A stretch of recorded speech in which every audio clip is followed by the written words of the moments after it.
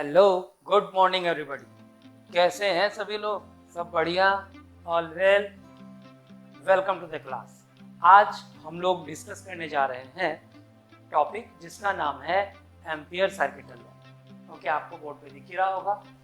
Ampere circuital law पढ़ने से पहले मैं आप लोगों से एक चीज पूछना चाहता हूँ। पूछना मुझे ये है कि आप लोग सत्संग में कभी गए हैं?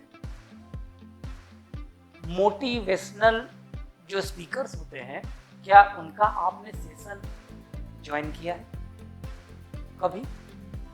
या फिर जो पूजा पाठ लोग घर में ऑर्गेनाइज करते हैं उसमें शामिल हुए हैं? आई होप कि सभी लोग कभी ना कभी तो शामिल हुए ही। अच्छा, जब हम लोग उससे पूजा पाठ को ख़त्म करके या मोटिवेशनल स्पीकर की बात सुन के या आप सत्संग से बाहर आते हैं, तो हम सभी लोग ऐसा नहीं फील करते कि हमारे अंदर बहुत सारी एनर्जी आ गई है ना, आज तो बस जिंदगी बदलने ही वाली है। हम सभी लोग ऐसा फील करते हैं, है ना? पता है ऐसा क्यों होता है?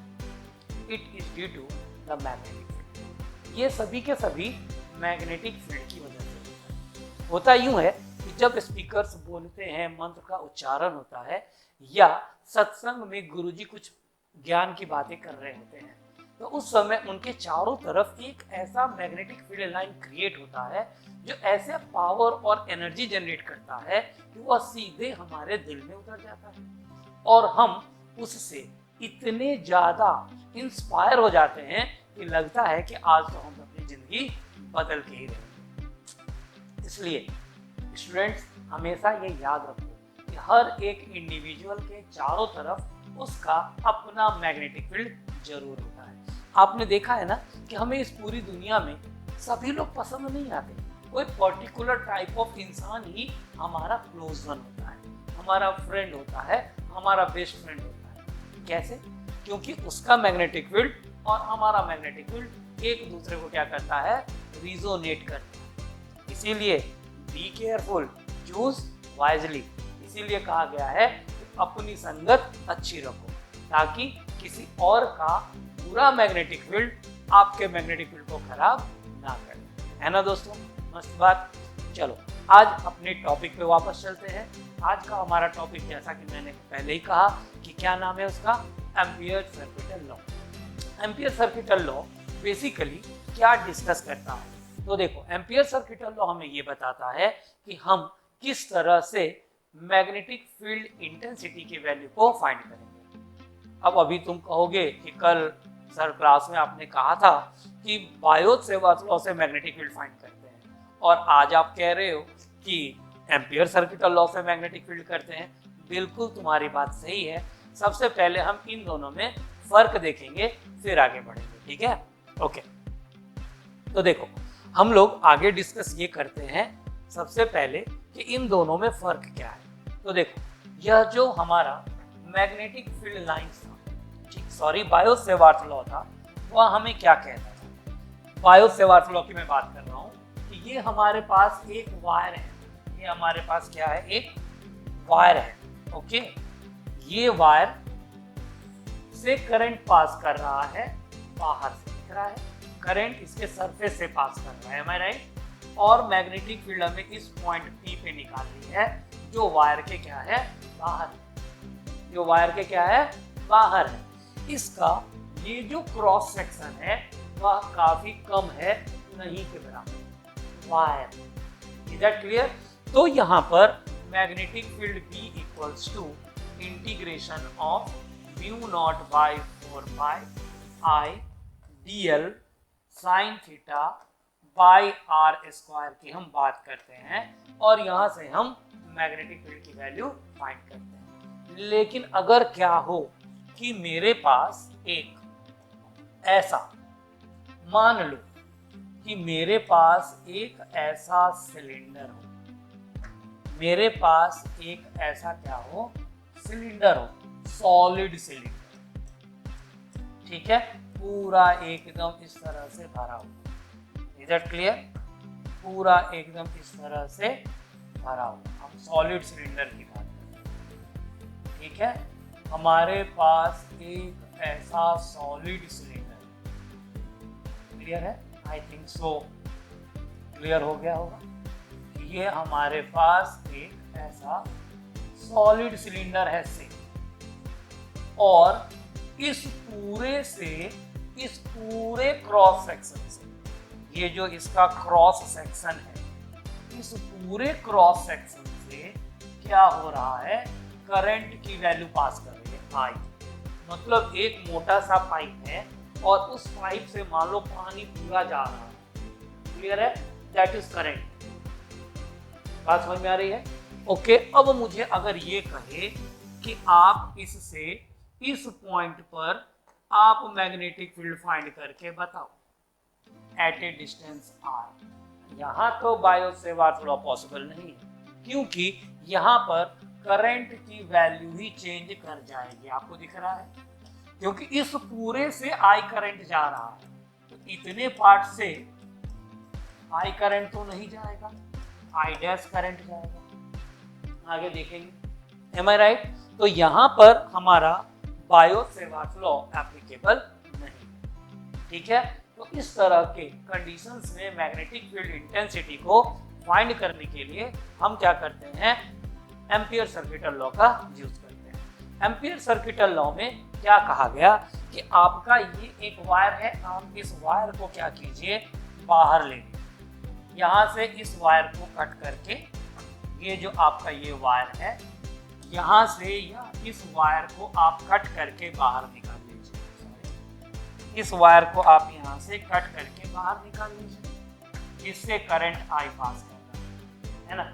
अब इसके चारों तरफ क्या होगा कि मैग्नेटिक फील्ड होंगे, circular path, close path according to right hand thumb rule. Am I right? अब यह जो मैग्नेटिक फील्ड होगा यहाँ पर, ये सारे मैग्नेटिक फील्ड क्या होंगे, टेंजेंशियल होंगे। इसका मैग्नेटिक फील्ड का जो डायरेक्शन होगा वह क्या होगा, टेंजेंशियल होगा। तो आप इसको लिख दीजिए कि भाई मैग्नेटिक फील्ड जो है वो यहाँ पर क्या है, tangential. M I right? Then after क्या होगा, ये ऐसे है बाहर की तरफ। देन आफ्टर आप क्या कीजिए, इस पूरे जो क्लोज पाथ है, इस पूरे क्लोज पाथ को आप छोटे छोटे एलिमेंट्स में डिवाइड कर दीजिए। छोटे छोटे एलिमेंट्स से आप इसको छोटे छोटे एलिमेंट्स में डिवाइड कर दीजिए। M I right?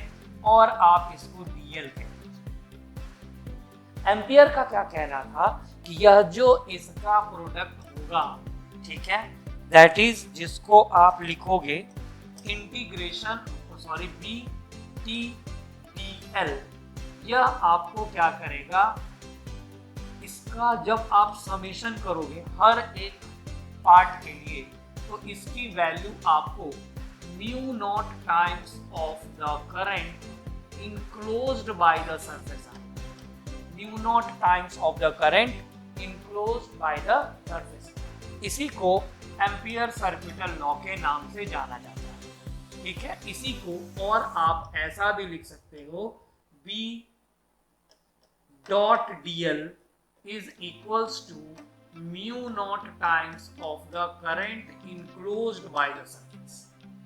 This is also, we can write it as in ampere circuital law. Is that clear? So this is what we called as ampere circuital law. अब ये होता कैसे है, ठीक है? तो हम इसका एक बार डेरिवेशन देख लेते हैं कि मान लीजिए यह स्ट्रेट कंडक्टर को मैं कुछ इस तरह से ड्रॉ करता हूँ, ठीक है, और इसमें ये करंट आई है और इसके चारों तरफ आपको क्या है, मैग्नेटिक फील्ड कुछ इस तरह से। This will be the direction of the magnetic field according to right hand thumb rule which encloses the current. या जो मैग्नेटिक फील्ड है वह क्या कर रहा है, इसको इनक्लोज कर रहा है। तो इस कंडीशन में आप यहाँ पर क्या लिखोगे, यहाँ से integration of B dot dl is equals to B dl cos theta, ऐसा लिखोगे। Am I right? अब यहाँ पर जैसा मैंने कहा कि मैग्नेटिक फील्ड टेंजेंशियल है और dl की जो वैल्यू होगी वह भी अलोंग द टेंजेंट होगी। M I right? तो यहाँ से आपको भी इंटीग्रेशन आप जब करेंगे तो cos थीटा की वैल्यू आपको क्या मिलेगी, cos 0 इज इक्वल्स टू 1, तो यह जो आपका इंटीग्रेशन है यह बी डी एल में बदल जाएगा, और आप इस b को बाहर ले लीजिए तो इंटीग्रेशन में dl रहेगा। अब अगर r इसका रेडियस है से, और इस b की वैल्यू जो है वह इनफाइनाइट लेंथ के लिए आप क्या लिखोगे, mu not by 4 pi 2i by r ऐसा लिखोगे, ठीक है। और dl की जगह आप क्या लिखोगे, 2 पाई r ऐसा लिखोगे।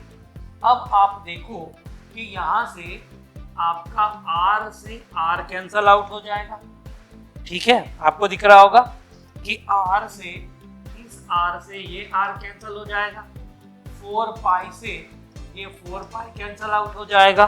तो आपको यहाँ से क्या मिलने वाला है, तो आपको यहाँ से मिलने वाला है mu naught I। Is that clear? तो यही आपका एम्पियर सर्किटल लॉ कहलाता है। और यह जो आप लूप देख रहे हो, इस लूप को एम्पीरियन लूप के भी नाम से जाना जाता है। This is also called as Amperian loop. Getting me और नॉट? ठीक है। तो आपको एक बात अब एकदम क्लियर हो गया होगा कि एम्पियर सर्किटल लॉ हम क्यों यूज करते हैं। तो एम्पियर सर्किटल लॉ हम मैग्नेटिक फील्ड इंटेंसिटी को फाइंड करने के लिए यूज करते हैं। कब? जब हमारा करंट कैरिंग कंडक्टर चारों तरफ से किसी क्लोज लूप से बंधा हुआ हो। Am I right? ओके।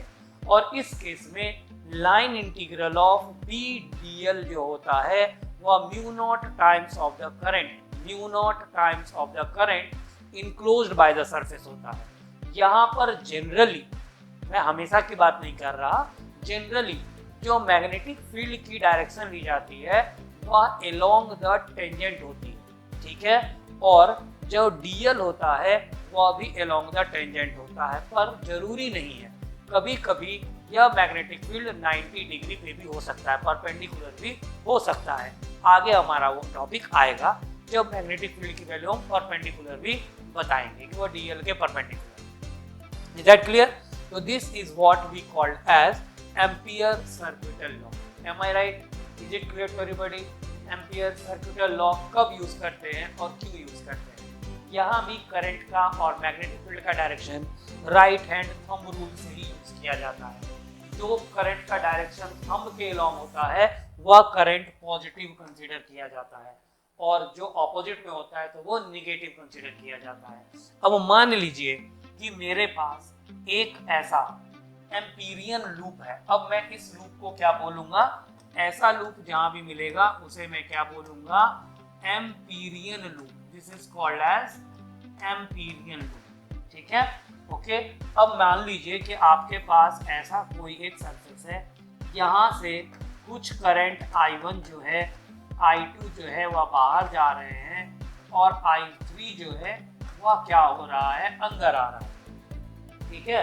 तो इन सर्कमस्टांसेस में आप जब line integral of B dot dl लिखेंगे तो इसकी value mu not I1 plus I2 minus I3 कुछ ऐसा लिखेंगे। Is that clear?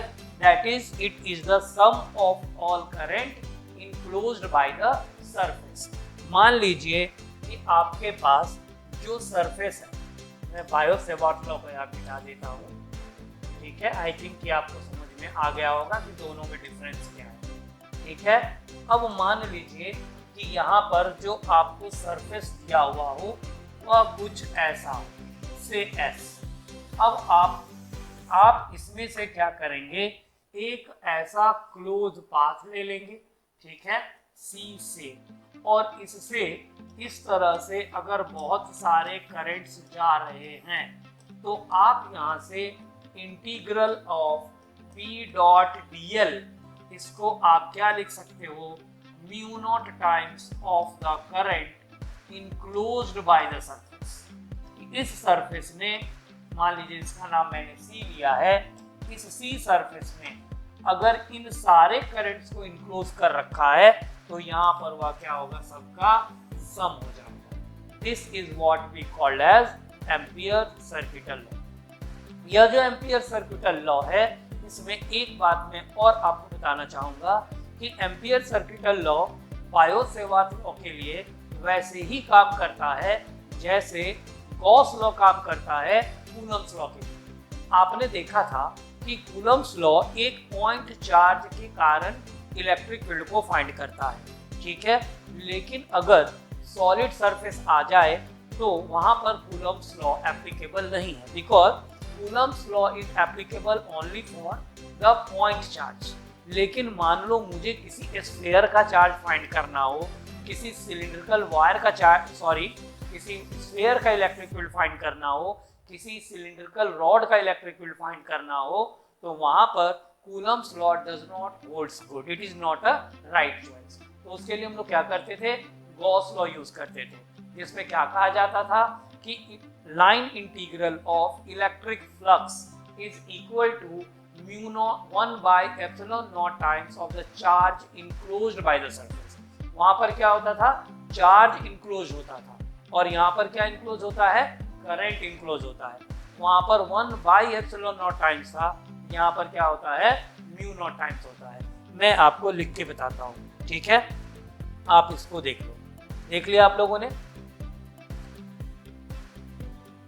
ओके, अब मैं बोर्ड को क्लियर करता हूं और मैं आपको डिफरेंस बताता हूं। आपने अभी क्या कहा कि गॉस लॉ की अगर हम बात करें, गॉस लॉ इन इलेक्ट्रोस्टैटिक्स, तो गॉस लॉ जो इलेक्ट्रोस्टैटिक्स में था उसमें क्या था कि अगर ये हमारे पास गॉसियन सरफेस है, इसको क्या कहा जाता था, गॉसियन सरफेस, ठीक है, और यहाँ पर चार्ज इंक्लोज होता था, तो इसके कारण हम यहाँ पर EDS की वैल्यू फाइंड करते थे, इसको एरिया वेक्टर कहा जाता था, और इधर ही इलेक्ट्रिक फील्ड का डायरेक्शन होता था, और हम लिखते थे E.ds is equals to 1 by epsilon not times of the charge enclosed by the body. Am I right? वैसे ही जब हम बात करते हैं एम्पियर सर्किटल लॉ की, तो एम्पियर सर्किटल लॉ में हम क्या कहते हैं कि ये हमारे पास क्या था, एक सरफेस है, ओके, और उसके अंदर हमने क्या किया, एक ऐसा लूप लिया जिससे करंट पास कर रहा है I,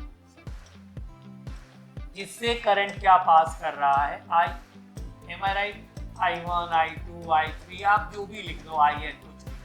यह जो आपका लूप है, आपने इसे क्या कह दिया, एम्पीरियन लूप कह दिया, this is called as Amperian loop. और यहाँ पर आपने क्या लिखा, P.dl equals to mu not times of the current enclosed by the surface, current enclosed, ठीक है।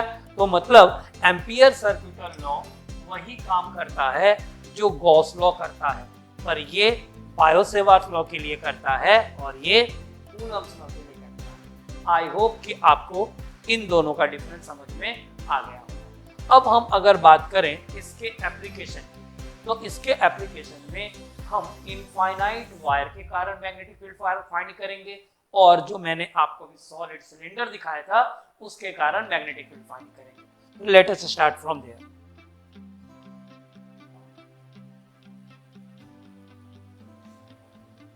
ठीक है, ये देखिए यहां पर यही चीज मैंने आपको भी बताया, ठीक है। ये रहा ampere circuital law, okay, all such products are get added together, then this is the formula for ampere circuital law.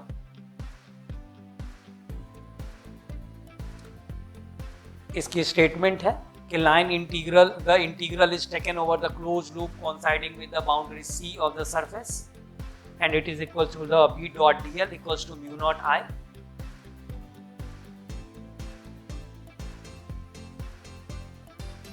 यही चीज मैंने आपको भी बताई कि एम्पियर सर्किटल लॉ में आप समेशन ऑफ करंट्स को आप इस तरह समझ सकते हो, ठीक है। और यहाँ पर VDL की वैल्यू आप, ये करंट I1 ऐसे जा रहा है, करंट I2 ऐसे आ रहा है, तो यहाँ इन दोनों का क्या हो गया, डिफरेंस आ गया, that is current enclosed by the surface. यहाँ पर आप इस सबका समेशन लिख सकते हो। ये आपका एम्पीरियन लूप है और करंट का डायरेक्शन यहाँ डॉट है, बोर्ड से बाहर, क्रॉस है बोर्ड के अंदर, तो जो डॉट है उनको प्लस लिया गया, जो क्रॉस है उनको माइनस लिया गया। एम्पियर सर्किट लॉ और गॉस लॉ के बारे में यहाँ पर आपको लिखा हुआ मिल जाएगा, ठीक है। देन एम्पीरियन लूप के बारे में मैंने आपसे कहा कि मैग्नेटिक फील्ड हमेशा टेंजेंशियल टू द लूप होता है, नॉन जीरो कांस्टेंट होता है, नॉर्मल भी हो सकता है और वैनिश भी कर सकता है। ये उसके एप्लीकेशंस हैं कि हम मैग्नेटिक फील्ड इंटेंसिटी किसकी एम्पियर सर्किट रूल से कहाँ मिलता है हमको, तो due to infinite long straight wire, infinite long cylindrical wires, the solenoid and the toroid. ये एप्लीकेशन है किसके, एम्पियर सर्किट लॉ के। वन बाय वन हम इन चारों को डिस्कस करेंगे। पहले हम डिस्कस करेंगे इनफाइनाइट लॉन्ग स्ट्रेट वायर के लिए, ठीक है। तो आ जाइए हम लोग इनफाइनाइट लॉन्ग स्ट्रेट वायर के लिए डिस्कस करते हैं। पहले बोर्ड को हम क्लियर कर देते हैं। अब देखिए इनफाइनाइट लॉन्ग वायर की अगर मैं बात करूं तो हमने क्या कहा कि ये हमारे पास एक वायर है, ठीक है, और इस वायर से कोई करंट आई पास कर रहा है, तो राइट हैंड थंब रूल से आपको ये मैग्नेटिक फील्ड का डायरेक्शन मिल जाएगा, जिसमें आपको मैग्नेटिक फील्ड, ठीक है, जिसमें आपको मैग्नेटिक फील्ड और डीएल दोनों सेम डायरेक्शन में मिलेंगे। मैग्नेटिक फील्ड और डीएल दोनों सेम डायरेक्शन में मिलेंगे अलोंग द एलिमेंट, यहाँ पे सरकमफरेंस। अब यहाँ से अगर मैं integration of B dot DL की बात करता हूँ तो इसकी वैल्यू मैं कैसे फाइंड करूँगा, तो मैं लिखूँगा B D L cos theta, ऐसा लिखूँगा, एम आई राइट। अब यहाँ से बी डी एल की बात करूँ मैं तो यहाँ से मैं इसको लिखूँगा B D L cos zero, मैं कुछ ऐसा लिखूँगा, ओके। यह बी जो होगा वह क्या हो जाएगा, B D L only cos zero 1 हो जाएगा। तो आपके पास बी और इंटीग्रेशन ऑफ डी एल बचेगा। तो यह आपका क्या है, रेडियस है। तो आप यहाँ से क्या लिखोगे, B into 2 pi R, D L की वैल्यू आप ये लिखोगे नंबर 1। लेकिन एम्पियर सर्किटल लॉ ये क्या कहता है कि भाई इंटीग्रल जो होगा बी डॉट डी एल का वह तो म्यू नॉट आई होता है। अब आप इन दोनों को कंपेयर कर दो तो b इंटू 2 पाई आर जो होगा यह आपको म्यू नॉट आई के इक्वल होगा। तो यहाँ से b की वैल्यू जो हमें मिलेगी वह mu not I by 2 pi R मिलेगी। अब आप इस फॉर्मूला से साफ साफ देख सकते हो कि b is directly proportional to I और b is inversely proportional to R। अब आप देखो करंट जो वायर का जो लेंथ है वह क्या है, इनफाइनाइट है, लेकिन मैग्नेटिक फील्ड की वैल्यू आपको क्या मिली है, फाइनाइट मिली है। और यहाँ भी आपको डायरेक्शन कैसे फाइंड करना है, right hand thumb rules. Is that clear students, बात समझ में आई। यह था इसका पहला एप्लीकेशन। यह हमको जनरली एमसीक्यूज में ये वाला जो फॉर्मूला है ये बहुत काम आता है। बहुत सारे ऐसे एमसीक्यूज होते हैं जिसमें हम यह फॉर्मूला को बहुत आसानी से यूज करके फट से सवाल का जवाब लगा देते हैं, ठीक है। ओके, नेक्स्ट आगे बढ़ते हैं।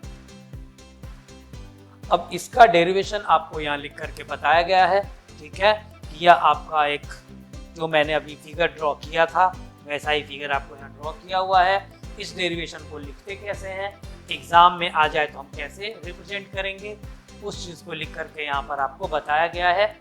ओके, तो इस तरह से हम क्या करते हैं, इसको रिप्रेजेंट करते हैं। यही फॉर्मूला आया, आपको मैंने यही बताया था, ठीक है। तो यह था हमारा स्ट्रेट वायर के कारण मैग्नेटिक फील्ड इंटेंसिटी।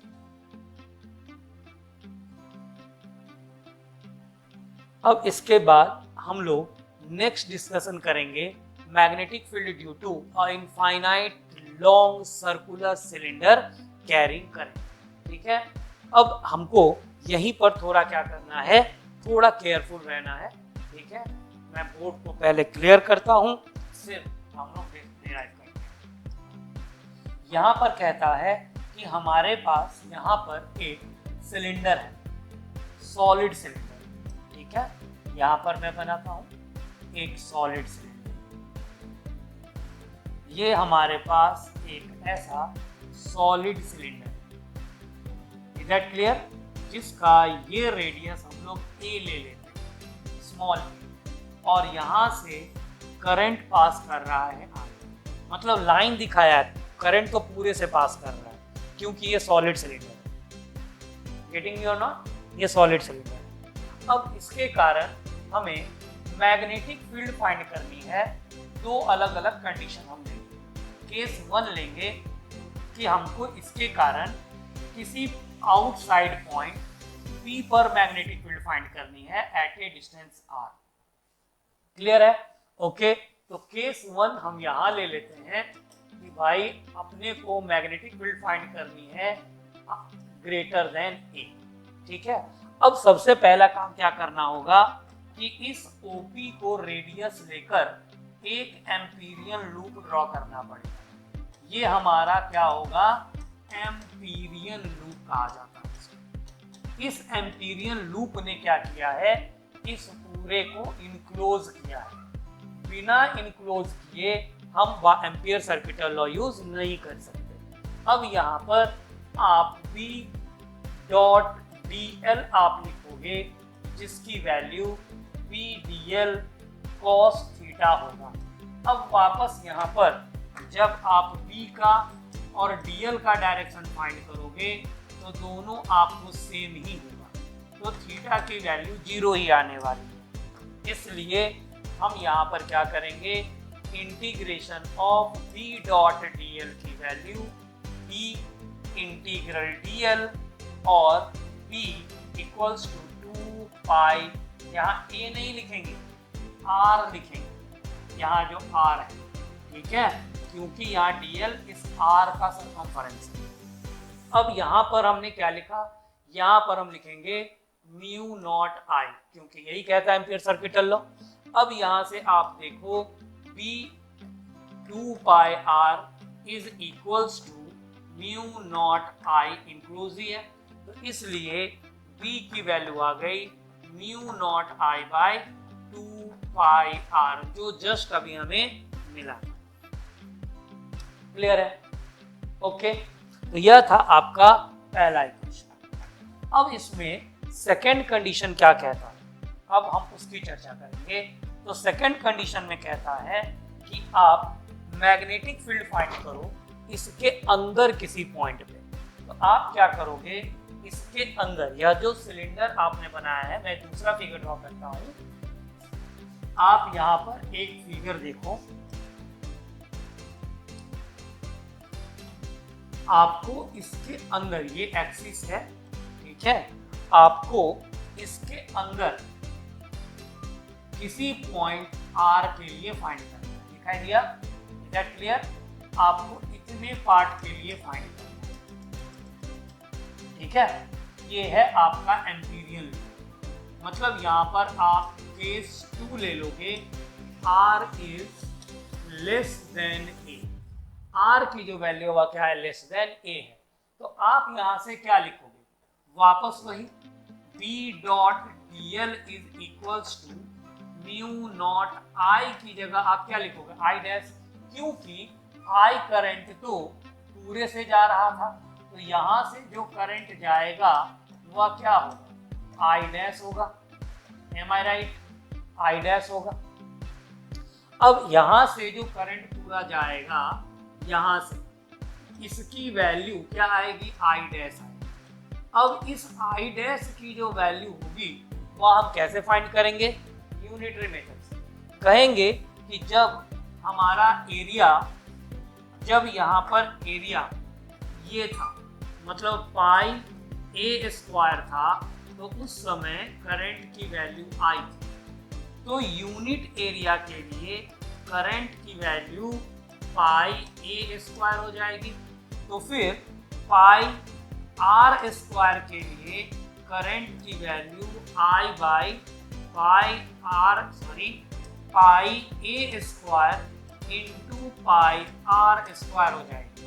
अब यहाँ से पाई कैंसिल हो जाएगा और यही जो वैल्यू आपको मिलेगा आप इसी को क्या बोलोगे, I dash, that is I into R square by A square. Clear है? बस अब इस आई डैश की वैल्यू आप यहाँ पर पुट कर दो। ठीक है, तो यह तो आपको क्या मिलने वाला है, integration b into 2 pi R, यही होगा क्योंकि r आपका ये एम्पीरियन लूप, और यहाँ पर म्यू नॉट इस आई डैश की जगह आप क्या लिखोगे यहाँ पे, I R square by A square. ठीक है, अब आप देखो एक आर से एक आर यहाँ कैंसिल हो जाएगा और b की वैल्यू आपको मिल जाएगी म्यू नॉट बाई 2 पाई, ठीक है, I R by A square, this is inside. Is that clear? अब आपको यहाँ से दिख रहा होगा b is directly proportional to r, case 2। ठीक है, और अगर हम इसका ग्राफ ड्रॉ करना चाहें, ठीक है, यहाँ पे से, ओके, तो यह पोजीशन यदि r इक्वल्स टू a है, इधर r लेस देन a, इधर r ग्रेटर देन a, तो आपको यहाँ पर ग्राफ का नेचर कुछ ऐसा मिलेगा इनसाइड में, b is directly proportional to r, और आपको इस साइड में इनवर्सली मिलेगा b is inversely proportional to r। Is that clear? In this very way, we can determine the magnetic field intensity due to a solid cylinder, in both cases outside the cylinder or inside the cylinder. This is the application of what we call as Ampere circuital law. Okay, सबको समझ में आया? Main important ये current find करना है I dash. यहाँ मैंने unitary method use किया है कि पाई ए स्क्वायर के लिए आई, तो एक यूनिट एरिया के लिए आई बाई पाई ए स्क्वायर, तो इतने एरिया के लिए multiply by pi R square, ये इक्वल टू नहीं है, ये यूनिट एरिया के लिए। ठीक है, इज दैट क्लियर? और फिर मैंने इसको यहाँ पर वैल्यू पुट कर दी। आई होप कि ये डेरिवेशन सबको समझ में आया होगा। ठीक है, देख लो एक बार, लिख लो।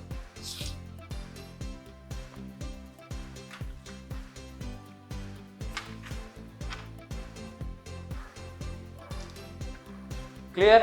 अब इसके हम लोग आगे बढ़ते हैं। अब देखो यहाँ पर इसी चीज को यहाँ डिराइव करके तुम्हें बताया गया है। ठीक है, दिस इज द डेरिवेशन, ये रहा सॉलिड सिलेंडर। ठीक है, दोनों कंडीशन है, for R greater than R, और दूसरा for R less than R. This is R less than are.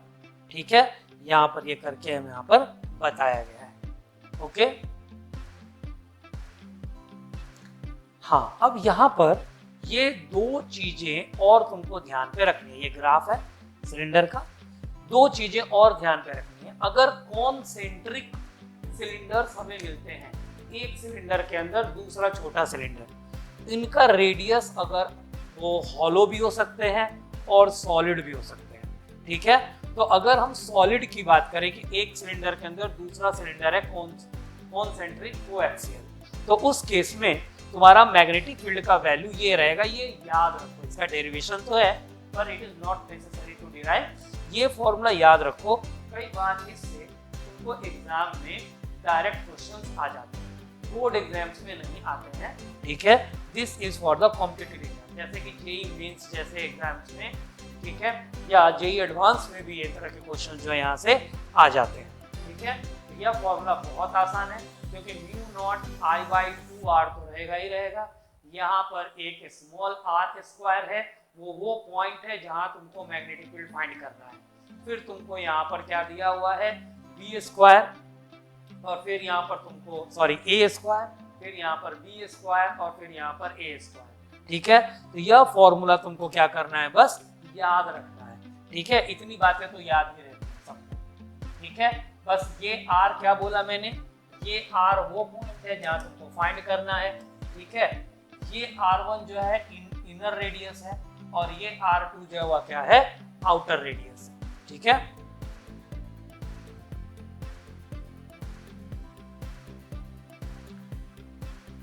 Okay, अब इसके बाद हम लोग आते हैं कुछ सवाल जो अभी हम लोगों ने पढ़ा उससे रिलेटेड कुछ क्वेश्चंस अगर साथ में ही कर लिया जाए तो ये फिजिक्स के लिए काफ़ी अच्छा होता है, ताकि आप जो टॉपिक पढ़े हो हमें उसकी समझदारी कहाँ तक पहुँची, हमारा अप्रोच कहाँ तक पहुँचा, या हमने उसको कहाँ तक समझा, सीधे समझो। ठीक है, तो ज़्यादा नहीं, 2-4 सवाल साथ में लगा लेने से जो टॉपिक होता है उसका कंसेप्ट क्लियर हो जाता है।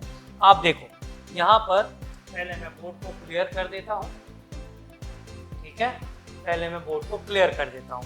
आप देखो सवाल यहाँ पर आपको क्या देकर रखा है, तो सवाल देकर रखा है कि a long straight wire carries a current of 4 amperes, then the magnitude of the magnetic field B at point 15 centimetre away from the wire.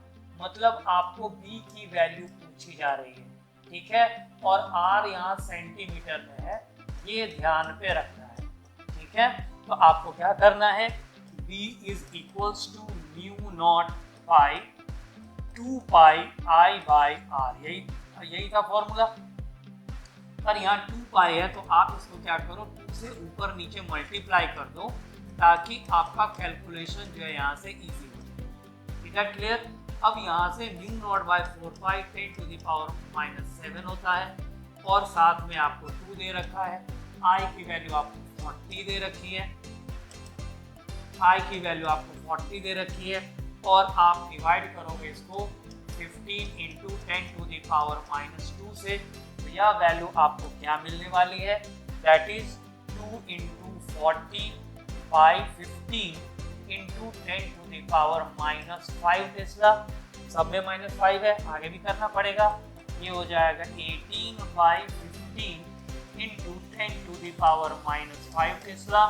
15 5 जा 5 है, ये रहा 5 जा, तो यहाँ से 5.3 into 10 to the power -5 tesla, ये आपका आंसर है। Is that clear to everybody? देख लीजिए आप अच्छे से, सिंपल सा क्वेश्चन है ये, आपको बोर्ड जैसे एग्जाम में एमसीक्यू आ जाता है, ठीक है, नीट जैसे एग्जाम में ऐसे क्वेश्चंस आ जाते हैं। Okay, next, come to the next one, दूसरे पे आते हैं। दूसरा क्वेश्चन जो है आपका क्या कहता है, अरे ये क्वेश्चन बहुत बार, कई बार जो है वह एग्जाम्स में अलग अलग तरीके से आता है। ये आपको सीबीएसई के बोर्ड एग्जाम में भी आता है, ये आपको नीट के एग्जाम में भी आता है, ये आपको जेई के एग्जाम, जेई मेंस के एग्जाम में भी आता है। तो इस तरह का क्वेश्चन जो है आप यहाँ पर बस ध्यान पे रखना है।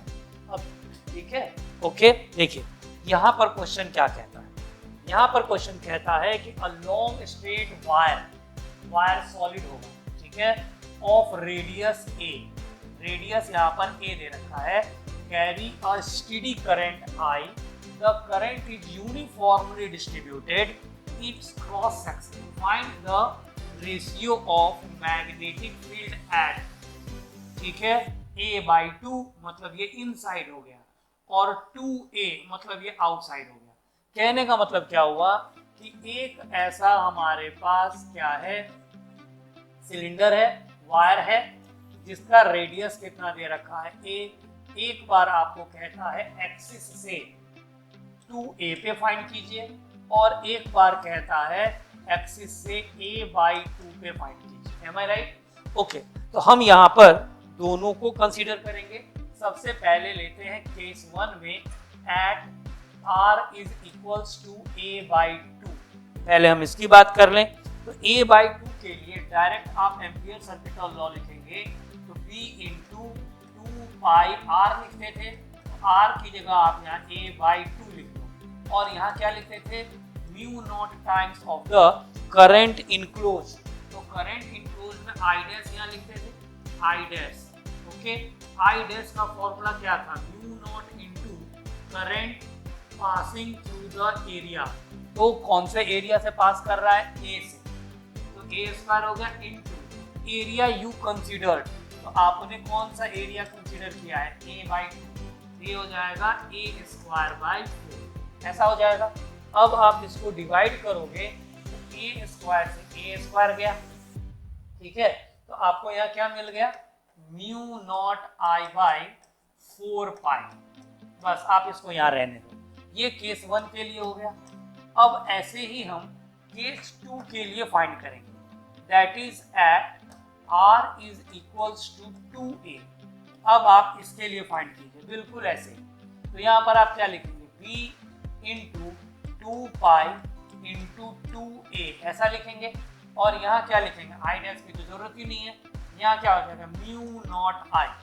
क्लियर है, सॉरी। तो यहाँ से आपको b की वैल्यू क्या मिल जाएगी, आपको b की वैल्यू मिली है, ठीक है।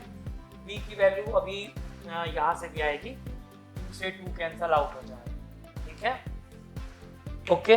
और यहाँ से भी आएगा म्यू नॉट आई, ठीक है।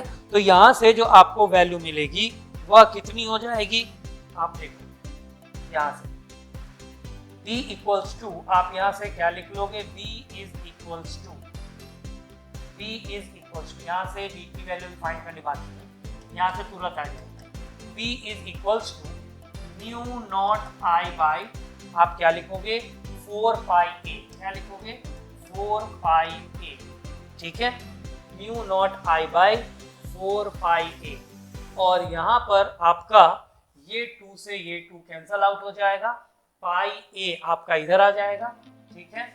यहाँ भी आपका पाई a स्क्वायर छूट जाएगा, यहाँ पे पाई a स्क्वायर बाई 4, ये पाई से ये पाई कैंसल हो जाएगा। तो यहाँ से आपको b की वैल्यू क्या हो जाएगी, ध्यान से देखो, ये पाई a वहाँ नीचे चला जाएगा, ये वैल्यू आ जाएगा mu naught I by 4 pi a। Clear है। अब देखो, यह तुम्हारा आउटसाइड वाला है और ये तुम्हारा इनसाइड वाला है, ये a बाई 2 के लिए है और ये a के लिए है। दोनों की वैल्यू तुम्हारी क्या आ गई है, सेम आ गई, mu not I by 4 pi a। Clear है। अब यहाँ से क्या होगा, दोनों का जब तुम रेशियो फाइंड करोगे तो आंसर क्या आने वाला है, b एट a बाई 2 और b eight 2a, a by 2 की value I mu naught I by 4 pi a और b 2a की भी वैल्यू आ गई mu not I by 4 pi a। तो दोनों कैंसिल होके क्या बच गए, 1। तो यहाँ का आंसर क्या आ जाएगा, 1। Is that clear.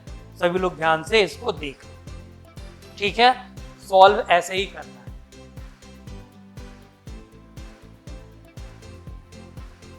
ठीक है, चलो अब इसके बाद आगे बढ़ते हैं, नेक्स्ट क्वेश्चन। वाह, ये सवाल भी काफी अच्छा सवाल है। जेईई मेंस जैसे एग्जाम में इस तरह के क्वेश्चंस डायरेक्ट आ जाते हैं, ठीक है। तो आपको इसका डायरेक्ट फॉर्मूला भी अभी हम लोगों ने डिस्कस किया था। क्या कहा था मैंने कि अगर कॉन्सेंट्रिक सर्कल्स हैं तो आपको b की वैल्यू क्या याद रखनी है, म्यू नॉट आई बाई 2 पाई को याद ही रखना है। ऊपर क्या याद रखना है, r square minus inner radius का स्क्वायर बाई r आउटर का स्क्वायर माइनस r इनर का स्क्वायर, ये याद रखना है बस। अब आपको देख लेना है कि भाई आपका r क्या है, आउटर क्या है और इनर क्या है, ठीक है। तो आप यहाँ इत्मीनान से देखिए कि जो b की वैल्यू है, आप यहाँ से म्यू नॉट आई बाई 2 पाई तो लिख दीजिए। अब ऊपर देखिए, r की जगह आपको क्या दे रखा है, 3r बाई 2, तो थोड़ा सा सावधानी से 3r बाई 2 का स्क्वायर लिख लीजिए, ठीक है, माइनस r इनर जो है वह कितना दे रखा है, r, तो यहाँ से r स्क्वायर लिख लीजिए डिवाइड बाई r आउटर क्या दे रखा है आपको, 2r का होल स्क्वायर और r inner that is r का स्क्वायर, ठीक है।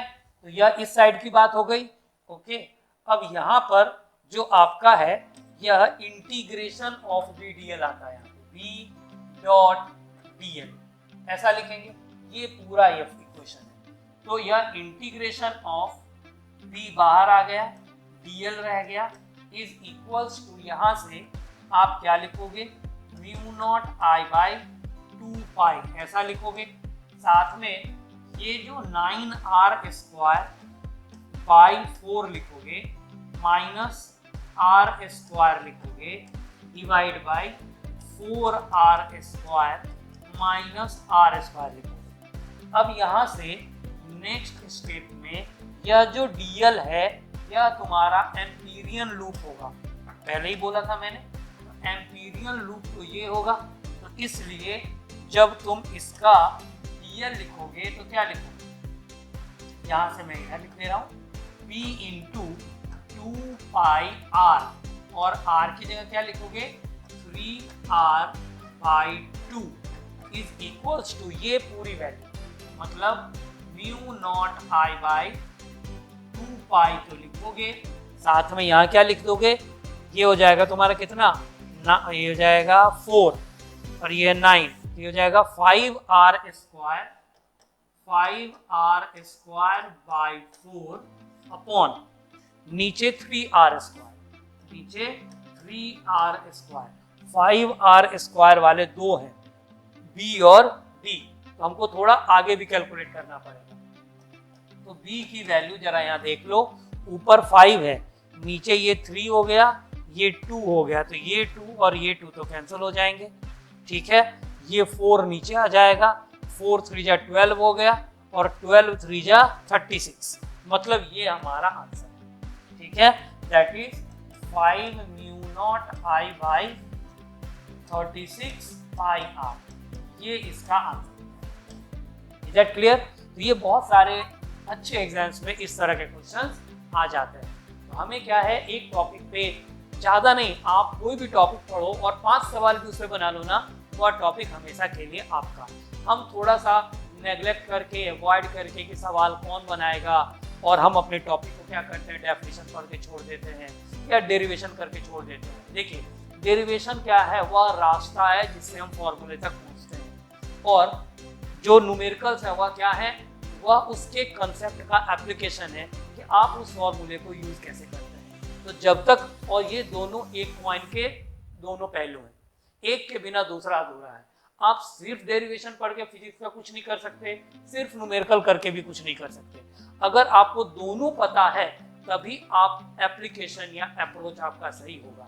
इसलिए मैंने आपके क्लास में इन दोनों को एक साथ करने की पूरी कोशिश की है कि आप डेरिवेशंस भी देखो और साथ में न्यूमेरिकल्स भी देखो। और जो न्यूमेरिकल्स मैं यहाँ पे आपके सामने बता दे रहा हूँ, आप समझ लो कि आपको अगर इतना पता है तो आपको प्रॉब्लम्स तो नहीं हो। Am I right? आगे बढ़ते हैं।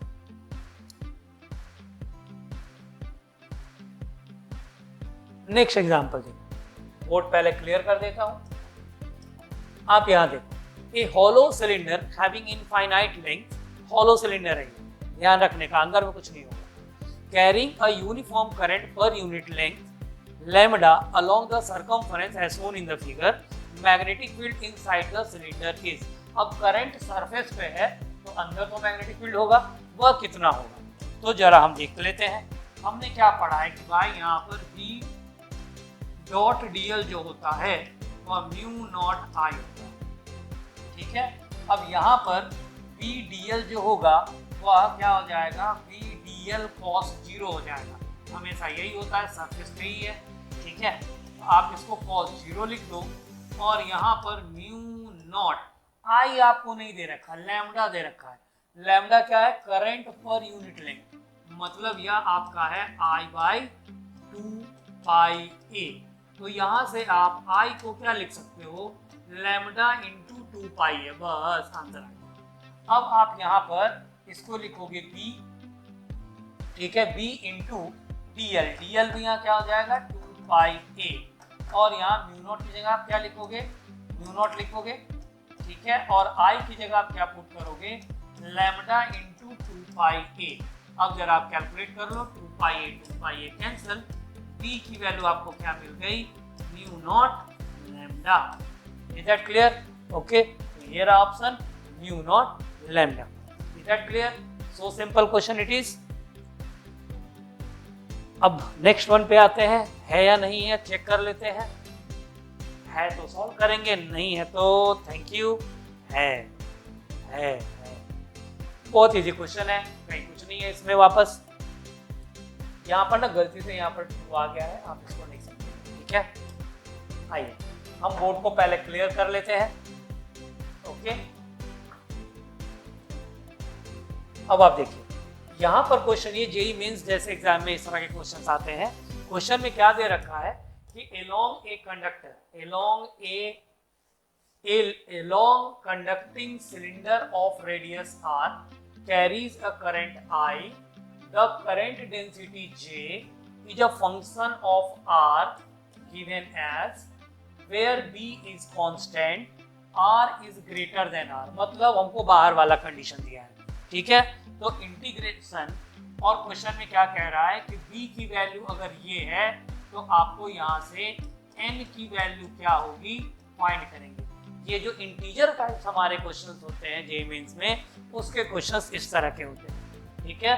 तो आप देखिए, आप क्या लिखोगे, integration of B dot dl is equals to mu not I, ऐसा लिखोगे।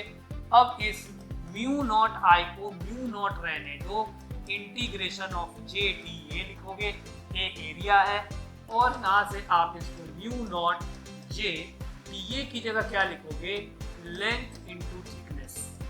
क्या लिख दोगे, length into thickness. Is that clear? बात आपको समझ में आ गई। अब यहाँ पर आप J की वैल्यू पुट कर दो, तो आपको यहाँ से B इंटू 2πa यहाँ लिख दो, ठीक है, क्योंकि 2πr लिख दो, क्योंकि रेडियस आपको r दिया है, 2πr लिख दो। यहाँ से म्यू नॉट यहाँ लिख दो, ये J है, J की जगह आप उसकी वैल्यू लिख दो, that is dr into 2πr dr लिख दो, या आपको म्यू नॉट बाहर कर देगा, b भी बाहर कर देगा, 2π भी बाहर कर देगा, इंटीग्रेशन में बचेगा r स्क्वायर dr, ऐसा बचेगा। अब आप यहाँ इंटीग्रेट करो, तो यहाँ से आपको b जो है आप b इंटू 2πr लिखोगे, इट इज इक्वल्स टू, ध्यान देना, म्यू नॉट लिखोगे, b लिखोगे, 2π लिखोगे, और उसका इंटीग्रेशन r क्यूब बाई 3 लिखोगे। अगर इसको आप लिमिट लगा दो 0 टू r, तो आपको ये क्या मिल जाएगा, r क्यूब बाई 3। तो और साथ में ये 2πr यहाँ आ जाएगा। Is that clear?